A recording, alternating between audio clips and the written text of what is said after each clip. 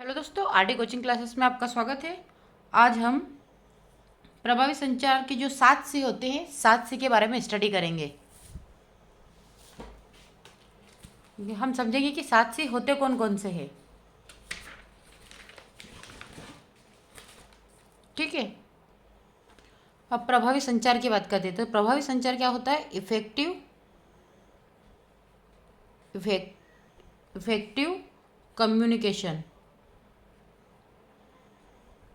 Communication तो ये जो होती है प्रभावी संचार और जो कम्युनिकेशन होता है, यानी कि हम इसके द्वारा आसानी से संपर्क कर सकते हैं। अगर हम बोल के करेंगे तो हमारा आसानी से हो जाएगा और कम समय में होगा। अगर हम लिख कर करेंगे तो उसमें थोड़ा सा समय जाएगा।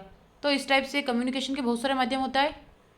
तो हम क्या बोलेंगे कि प्रभावी संचार तब ही संभव है जब व्यावहारिक संचार कौशलों, यानी कि क्या है कि प्रभावी संचार तभी संभव है जब हम व्यावहारिक संचार कौशलों के मूलभूत सिद्धांतों का अनुपालन करेंगे। इन्हें 7 सी अर्थात स्पष्ट, संक्षिप्त, यथार्थपूर्ण, ठीक, सुसंगत, पूर्ण और शिष्ट में डिवाइड किया गया है। तो हम यहाँ पे एक एक को समझने का प्रयास करेंगे। सबसे पहला होता है आपका 7 सी जो होते हैं, यानी कि प्रभावी संचार के 7 तरीके होते हैं, उसमें से 7 सी है। तो 7 सी अर्थात पहला क्या है आपका? स्पष्ट। क्या आएगा? पहला मतलब कि स्पष्ट। स्पष्ट के अंतर्गत क्या आता है? स्पष्ट मतलब आप जो कहना चाहते हैं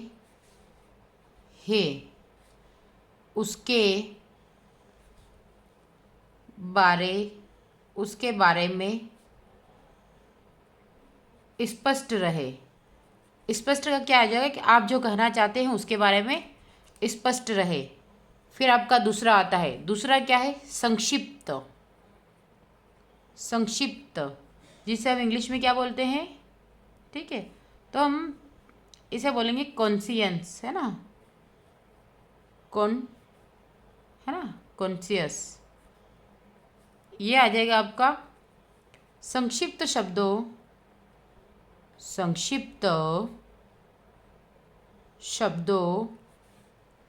का उपयोग करें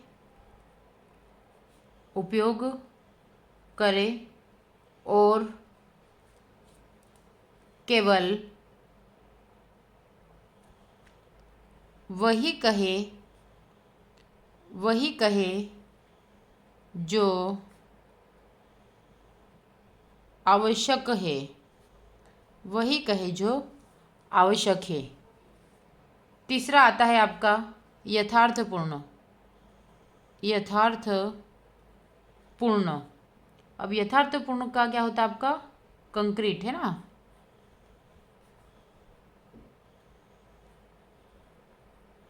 कंक्रीट। अब इसमें क्या लिखेंगे आप? यथार्थपूर्ण शब्दों का प्रयोग, शब्द और वाक्यों का उपयोग करें तथा और तथ्य और चित्र का उपयोग करें। क्योंकि यथार्थ मतलब हम देख के तो कर सकते हैं ना, हमारे माइंड में जो छवि बनती है उस प्रकार से। तो क्या आ जाएगा? यथार्थ पूर्ण शब्दों और वाक्यांशों का उपयोग करें। तथ्य और चित्र का उपयोग करें।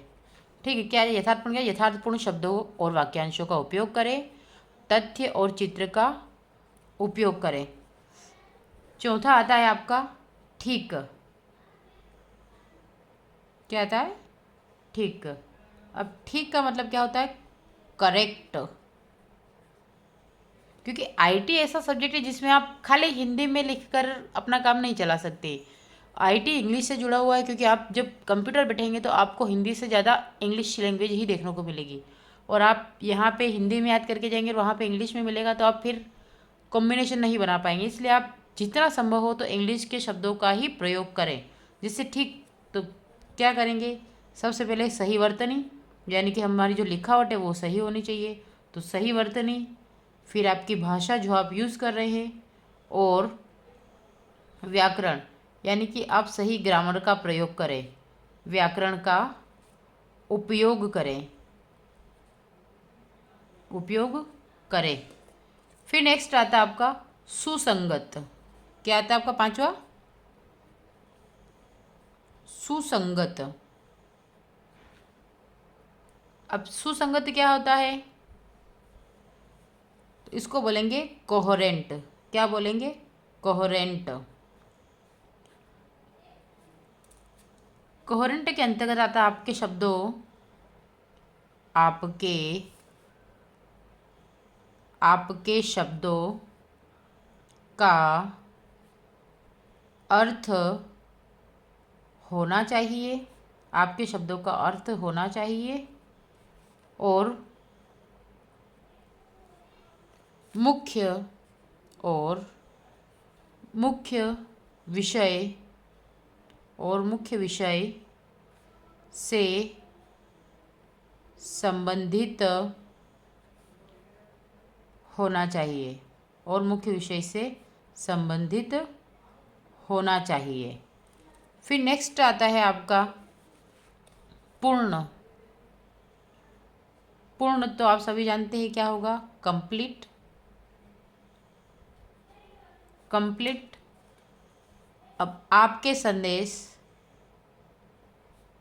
आपके संदेश में सभी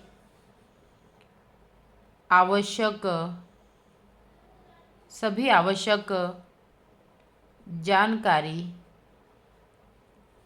होनी चाहिए, होनी चाहिए। फिर आता है आपका शिष्ट। शिष्ट, इसे हम क्या बोलते हैं? कर्टे, है ना, कर्टियस। COURTEOUS, कर्टियस, इसे बोलेंगे शिष्ट। तो ये क्या होगा? सम्मानजनक, मतलब सम्मानजनक भाषाओं का प्रयोग करें। सम्मानजनक, मित्रवत और ईमानदार रहे, ईमानदार रहे। ठीक है, सम्मानजनक, मित्रवत और ईमानदार रहे। ये आपके प्रभावी संचार के साथ सी है। तो हमने जो देखा है क्या है, तो हम यहीं पे ऊपर ही लिख लेंगे। क्या है आपके? प्रभावी संचार के साथ सी। ठीक है, सबसे पहले आपका क्या आएगा? ये लिखा है स्पष्ट, यानी कि क्लियर। ये यहाँ पे हमने लिखा नहीं था, तो ये clear, conscious, concrete, correct, coherent, complete and courteous. ये आपके 7C है। अब हम बात करते हैं संचार की जो अन्य विधियाँ होती है उनकी बात करते हैं। तो हम क्या लिखेंगे? संचार की कई विधियाँ है। जैसे सबसे पहले क्या आएगा? गैर, है ना, मतलब गैर, तो इसमें गैर शाब्दिक क्या आएगा? सबसे पहले गैर शाब्दिक, फिर शाब्दिक, और दृश्य। मैंने क्या बोला? साथ में हम इंग्लिश तो पढ़ेंगे सही, तो आपने ये बोला गैर शाब्दिक, शाब्दिक और दृश्य। तो आपकी गैर शाब्दिक को क्या बोलते हैं? Non verbal. Non verbal. दूसरी आती है आपकी शाब्दिक को क्या बोलते हैं? वर्बल। और थर्ड आती है आपकी क्या है? दृश्य, मतलब विजुअल। तो एंड विजुअल। ठीक है, तो नॉन वर्बल, वर्बल और विजुअल, यानी कि गैर शाब्दिक, शाब्दिक और दृश्य। ये आपकी क्या है? और संचार की कई विधियाँ है। अब हम इसके आगे देखते हैं। अब यहाँ पे हम आपका सत्र 3 जिसका क्या नाम है, गैर मौखिक संचार। जस्ट अभी लिखा था हमने, क्या लिखा था, नॉन वर्बल कम्युनिकेशन। क्या लिखा था, नॉन वर्बल कम्युनिकेशन।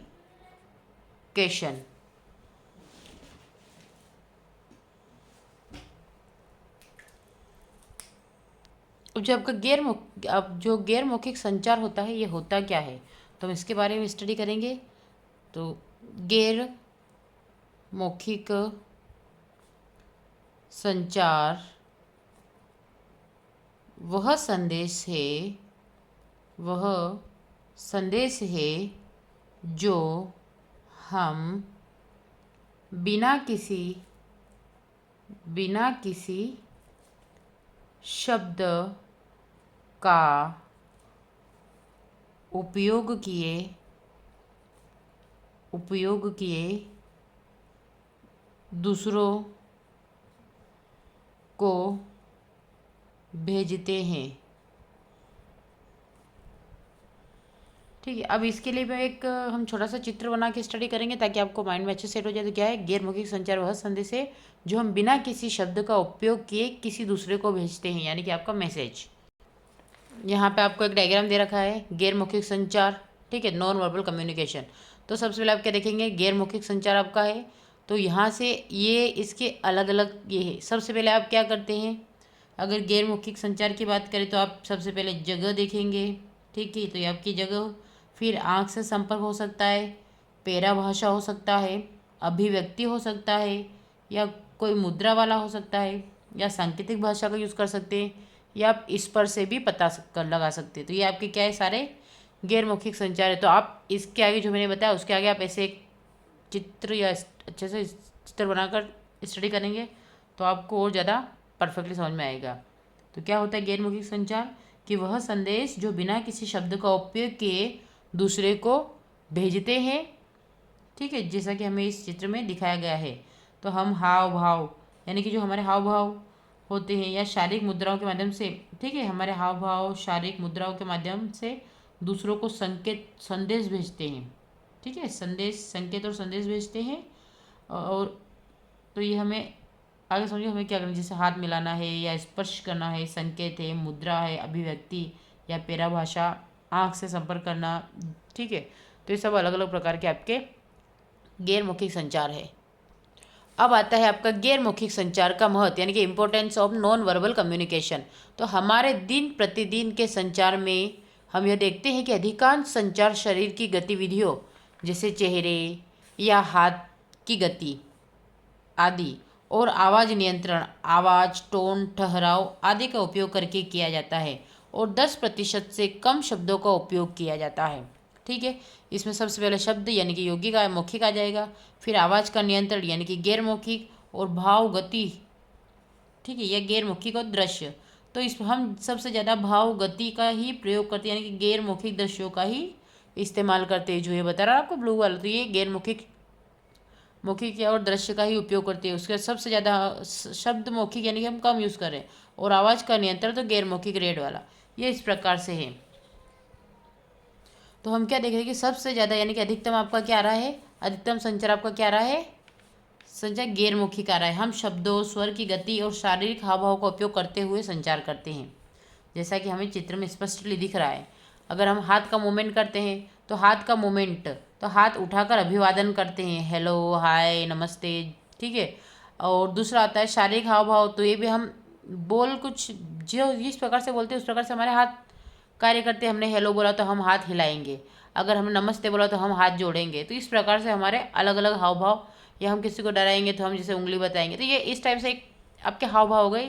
तो ये आपका किसी को कुछ बोलना या कुछ और प्रकार से प्रतिक्रिया करना, जैसे ये हाथ के मूवमेंट, जैसे ये हेलो कर रहा है, ये आपको गुस्से में संकेत बता रहा है, ये रो रहा है। तो इस टाइप से आपके हाव भाव देख के आप समझ सकते थे। जैसे भाव, खुशी दिखाने के लिए मुस्कुराना, या परेशान होने पर उदास चेहरा, ठीक है। तो जैसे आप खुशी दिखाएंगे तो आप किस प्रकार से ये वाला स्माइली बनाएंगे, लेकिन अगर आप दुखी है तो आप इस प्रकार से बनाएंगे। ठीक है, ये देखो, देख के लग रहा है ये स्माइल कर रहा है और ये इसका लटका हुआ चेहरा है। दोनों प्रकार से तो खुशी दिखाने के लिए मुस्कुराहट या परेशान होने पर उदास चेहरा हो जाता है। ठीक है, ये हेलो कर रहा है और ये डरा रहा है।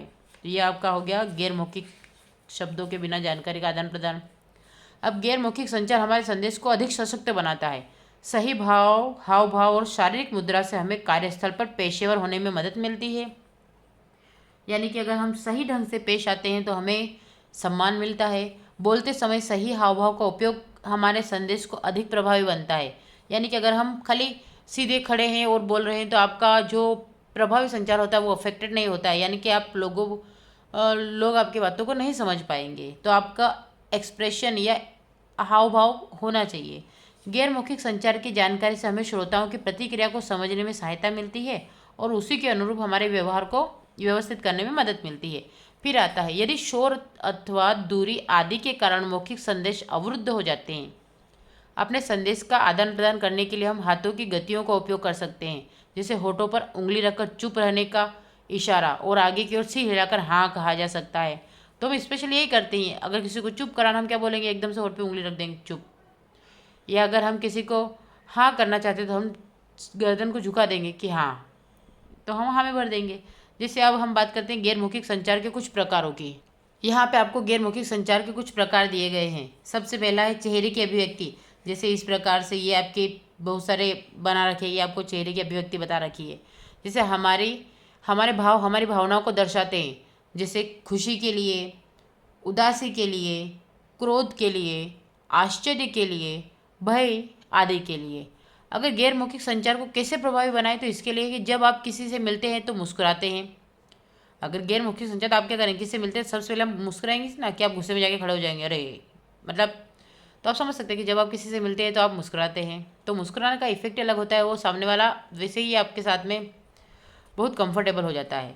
दूसरा, अपने चेहरे को शांत रखें। यानी कि आपके चेहरे पर गुस्सा बिल्कुल प्रतीत नहीं होना चाहिए, तो आपके चेहरा शांत होना चाहिए।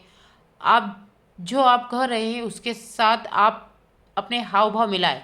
यानी कि आप जो स्पष्ट रूप से जो बता रहे हैं उसके साथ आपका हाव भाव व्यतीत होना चाहिए, सेम होना चाहिए। तब आपका जो संचार है वो प्रभावी संचार कहलाएगा। अब शारीरिक मुद्रा की बात करते हैं।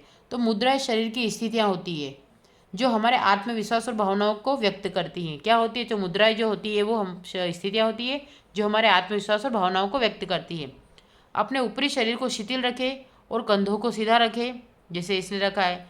सीधे बैठे, हाथों को आराम दें और पैरों को आराम की मुद्रा में रखें। अगर आपको बैठना है तो सीधे बैठें, आराम से बैठें, हाथों को रिलैक्स करें, यानी कि हमारे गोद में ऐसे इस प्रकार से रख के बैठें। उसके बाद आएगा, खड़े होते समय हाथों को शरीर से सटा कर रखें। अगर खड़े होते हैं तो हाथों को शरीर से सटा कर रखें। ये आपकी शारीरिक मुद्रा हो गई। फिर आता है आपका हाव भाव अर्थात शारीरिक भाषा। अब भाषा की बात करते हैं। तो हाव भाव या शारीरिक भाषा के संकेत शरीर के अंग, विशेष रूप से हाथ अथवा सिर, किसी विचार अथवा मतलब को दर्शाने के लिए उपयोग किए जाते हैं। बोलते समय इसमें हमारे हाथों का हिलाना, संकेत करना आदि शामिल किया जाता है। उदाहरण के लिए एक हाथ उठाने का अर्थ है प्रश्न पूछना, नाखून काटना घबराहट को दर्शाता है। ठीक है, अगर आप हाथ उठा रहे तो आप सामने वाला समझ जाएगा कि आपको कोई प्रश्न पूछना है। अगर आप नाखून काटना यानी कि आप नाखून कुतर रहे हाथ से, तो मतलब आप घबरा रहे हैं, आपको टेंशन में है। तो लोगों की ओर उंगली उठाकर संकेत करने से बचें। लोगों की ओर उंगली न करें और संकेत करने से बचें। फिर आप ध्यान दे रहे हैं, यह दर्शाने के लिए बोलते समय अथवा सुनते समय अपने शरीर को थोड़ा झुकाएं। अगर आप किससे बात करें तो आप उसकी ओर ध्यान दे रहे हैं तो थोड़ा सा झुकाए कि यस नो, मतलब कुछ ना कुछ संकेत मिलता रहना चाहिए। फिर आता है आपका स्पर्श। तो हम अपने स्पर्श के माध्यम से बहुत अधिक संचार करते हैं, जैसे कि हाथ मिलाना और पीठ थपथपाना। उदाहरण के लिए मजबूती से हाथ मिलाना आत्मविश्वास को दर्शाता है और खिलाड़ियों को उत्साहित करने के लिए खेल कोच खिलाड़ियों की पीठ थपथपाते हैं। जैसे जोश के साथ हाथ मिलाए, ये आपका पहला प्रभावी संचार हो जाएगा। फिर औपचारिक संचार करते समय अन्य जगह स्पर्श करने से बचें। अगर आप औपचारिक संचार कर रहे हैं तो कहीं मतलब अनौपचारिक जगहों पर हाथ न लगाएं। बोलते समय एक उचित स्वर और स्तर का उपयोग करें, यानी कि शांत लय में बोलें, प्रेम से बोलें। फिर बात करने की एक मध्यम दर बनाए रखें, यानी कि आप अगर एक ही रेट से बोले, एक ही दर से बोले, आराम से बात करें। फिर आता है शारीरिक दूरी, मतलब आपको किससे कितनी डिस्टेंस रखनी चाहिए। तो दूरी संचार करते समय दो लोगों के बीच शारीरिक दूरी है। किसी के साथ बात करते समय उचित दूरी बनाए रखना महत्वपूर्ण है। आप जिस व्यक्ति से बात कर रहे हैं उसके साथ मौखिक अथवा गैर मौखिक संचार करते समय उस व्यक्ति के साथ संबंध के अनुरूप उचित दूरी बनाए रखें। क्योंकि आप अपने पेरेंट्स से बात करते हैं, आप किसी बाहरी व्यक्ति से बात करते हैं, आप अपने टीचरों से बात करते हैं, या आप अपने स्टूडेंट से बात करते हैं, तो आपको पर्टिकुलर दूरी बनाकर रखना चाहिए। तो ये आपकी शारीरिक दूरी हो गई। फिर आंखों से संपर्क, जिस तरह हम किसी को देखते हैं वह रुचि या क्रोध जैसी चीज़ों के बारे में संवाद कर सकता है। आंख से संपर्क तब होता है जब दो लोग एक दूसरे की आंखों में सीधे देख रहे हो। यह दर्शाता है कि हम व्यक्ति पर ध्यान नहीं दे रहे हैं। ठीक है, क्या दर्शाता है कि हम व्यक्ति पर ध्यान नहीं दे रहे हैं। इधर उधर देखने से दूसरा व्यक्ति उपेक्षित अनुभव कर सकता है। यानी कि अगर जो आपसे बात कर रहा है, अगर आप उसके आंखों में आंखें डालकर नहीं देखेंगे या उसकी तरफ नहीं देखेंगे और उसकी बातों का हाव भाव स्पष्ट रूप से नहीं कहेंगे, तो उसे लगेगा कि ये मेरी निंदा कर रहा है, ये मेरी उपेक्षा कर रहा है। इसलिए आप उस स्पष्ट रूप से उसके सामने देखें। बोलने वाले व्यक्ति की तरफ देखें, ये पहला। फिर शांत और खुश मुद्रा बनाए रखें जी। फिर प्रत्येक सेकेंड नज़र हटाते रहे, यानी कि आप एक टकटकी लगाए उसे देखना नहीं है, आपको प्रत्येक सेकेंड टकटकी हटाते रहे, मतलब अपनी नज़र हटाते रहना है। फिर आता है पैरा भाषा। अब पैरा लैंग्वेज, पैरा भाषा का अर्थ है कि हम कैसे बोलते हैं। हमारी आवाज़ का लहजा, गति और मात्रा का स्वर उस अर्थ में अंतर ला सकता है जिसे हम दिखाना चाहते हैं। बहुत तेज बोलने से खुशी, उत्तेजना या घबराहट जो होती है वो दिखाई दे सकती है। बहुत अधिक धीमी गति से बोलना गंभीरता, उदासी को दर्शाता है। बोलते समय उचित स्वर और आवाज़ का उपयोग करें। बोलने की मध्यम दर गति बनाए रखें। ठीक है, फिर आता है दृश्य संचार। अभी हमने देखा था नॉन वर्बल, अब देखते हैं हम दृश्य संचार। तो विजुअल कम्युनिकेशन, संचार की एक अन्य महत्वपूर्ण विधि है दृश्य संचार, जिसमें संदेश भेजने और समझने के लिए केवल प्रतिबिंबों अथवा चित्रों का उपयोग किया जाता है। यानी कि हम सिर्फ सांकेतिक मुद्राओं के द्वारा ही स्पष्ट रूप से समझ सकते हैं कि ये हमें बताना क्या चाहते हैं। इस प्रकार के संचार का मुख्य लाभ यह है कि इसे समझने के लिए आपको किसी विशेष भाषा की आवश्यकता नहीं होती है।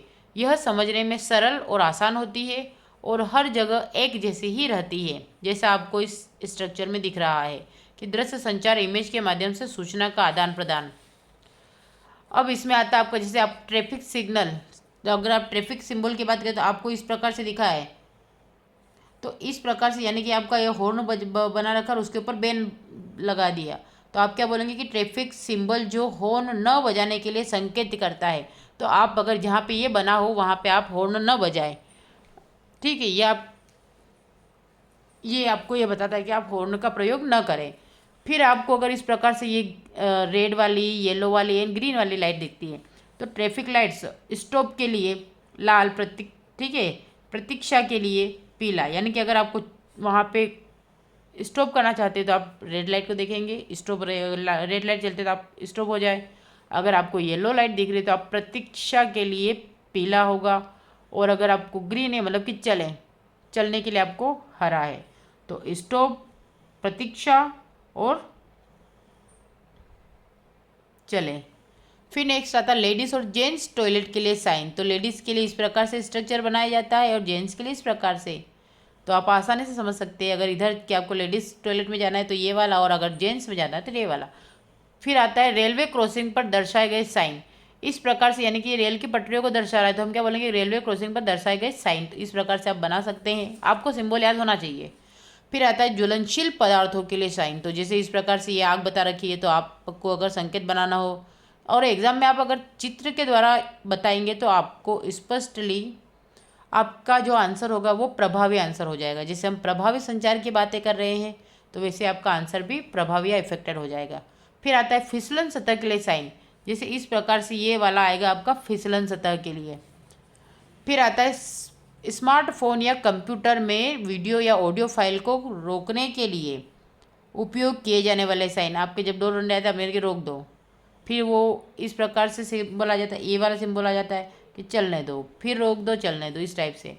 फिर साइन जो बताता है कि क्षेत्र एक धूम्रपान क्षेत्र नहीं है यहाँ पर, यानी कि आपको सिगरेट का धुआं बता रखा है सिगरेट सहित, और यहाँ पे बैन लगा रखा है, तो आपको ये बता रखा है कि यहाँ पर सिगरेट पीना प्रतिबंधित है, यहाँ पर आप सिगरेट का उपयोग नहीं करेंगे। अगर आप सिगरेट का उपयोग करते पाए गए तो फिर आपके साथ में दंडात्मक कार्रवाई होगी। ठीक है, इसके बाद कुछ क्वेश्चन आंसर है। अब हम यहाँ पे क्वेश्चन आंसर्स की बात कर रहे हैं। तो आपका क्वेश्चन क्या, बहुविकल्पी प्रश्न है। नीचे दिए गए प्रश्न के सभी विकल्पों को सावधानीपूर्वक पढ़ें और सही विकल्प चुनें। तो आप भी साथ साथ में करते ही रहें ताकि आप भी सीखें। सबसे पहला, इनमें से चेहरे की कौन सी एक अभिव्यक्ति सकारात्मक अच्छी है। तो कौन सी अभिव्यक्ति सकारात्मक अच्छी है, यानी कि कड़ी मेहनत करना, सुनते समय सिर हिला देना, माथे पर शिकन, बोलने वाले से परे देखना। अब उसमें क्या पूछा है कि इनमें से चेहरे की कौन सी एक अभिव्यक्ति सकारात्मक अच्छी मानी जाती है। कड़ी मेहनत, तो कड़ी मेहनत का बातचीत से क्या महत्व है। कड़ी मेहनत आप पढ़ाई में कर सकते हैं, इधर कर सकते हैं, किसी भी कार्य में कर सकते हैं, लेकिन अगर आप अभिव्यक्ति कर रहे हैं तो सकारात्मक अच्छी बात में कड़ी मेहनत का कोई महत्व नहीं है। अगर सुनते समय सिर हिला देना, तो जी, अगर हम कोई हमसे बात कर रहा है, हम सिर हिला देंगे कि जी ऐसा ऐसा, तो वो सही माना जाएगा। इसलिए आपका आंसर क्या है, सुनते समय सिर हिला देना। अब माथे पर सिकन, माथे पर सिकन कब आती है, हम टेंशन में होते हैं या हम कुछ गलत करते हैं। फिर आता है बोलने वाले से परे देखना। अगर आपसे कोई बात करो तो आप दूसरी तरफ देखेंगे तो क्या वो आपसे अगली बार बात करेगा, नहीं करेगा। तो ये आपका सबसे बेस्ट अच्छा क्या होगा इसमें, सकारात्मक सुनते समय सिर हिला देना। फिर आता है एक खड़ी या सीधी शरीर मुद्रा व्यक्त करना, देखना क्या दर्शाता है। शर्म, एक खड़ी सीधी शरीर मुद्रा व्यक्त करना या देखना क्या दर्शाता है, यानी कि एक खड़ी सीधी शरीर मुद्रा, सीधी स्ट्रेंथ। शर्म नहीं, शर्म तो हो ही नहीं सकता। डर नहीं, डर के लिए हम झुक के बैठते हैं। बुद्धिमत्ता नहीं होता है, तो हमारा क्या होता है, आत्मविश्वास, क्योंकि एक खड़ी सीधी शरीर मुद्रा व्यक्त करती है कि हमारे आत्मविश्वास को।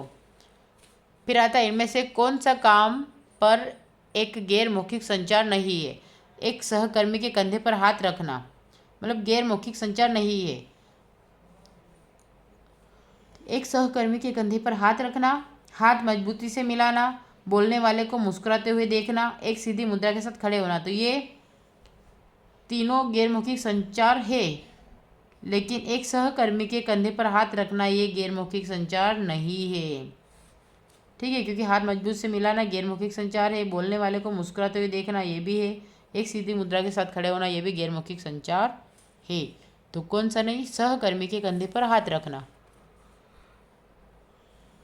फिर आता है जब आप एक प्रस्तुति की तैयारी कर रहे हो तो आपको करना चाहिए, संदेश पर ध्यान केंद्रित करना चाहिए, हाथ के इशारों का अभ्यास करना चाहिए और बोलने के विभिन्न तकनीकों को आजमाना चाहिए। क्या है कि जब आप प्रस्तुति की तैयारी कर रहे हो तो आपको करना चाहिए, तो संदेश पर ध्यान केंद्रित करना चाहिए, हाथ के इशारों का अभ्यास करना चाहिए और बोलने के विभिन्न तकनीकों को आजमाना चाहिए। यानी कि क्या हो जाएगा आपका उपरोक्त सभी। अब आपको गैर मौखिक संचार द्वारा समझी गई बातों को पुनरावलोकन करना चाहिए और नीचे दिए गए कार्यों के सामने एक गलत चिन्ह का लगाए जो गैर मौखिक संचार के लिए गलत है। तो सबसे पहला, औपचारिक संचार के दौरान हंसना चाहिए, यानी कि आप ऑफिस वगैरह में कहीं बात करें तो आपको क्या हंसना चाहिए, तो ये गलत माना जाएगा, नहीं हंसना चाहिए। सिर खुजलाना चाहिए, अगर कोई आपसे बात कर आप सिर खुजलाएंगे, नहीं, सिर नहीं खुजलाना चाहिए। दोस्त से बात करते समय मुस्कुराना चाहिए, तो हाँ मुस्कुराना चाहिए। जब आप किसी बात से सहमत होते हैं तो सिर हिलाते हैं, तो सही हिलाना चाहिए। सीधे खड़े होना चाहिए, जी सीधे खड़े होना चाहिए।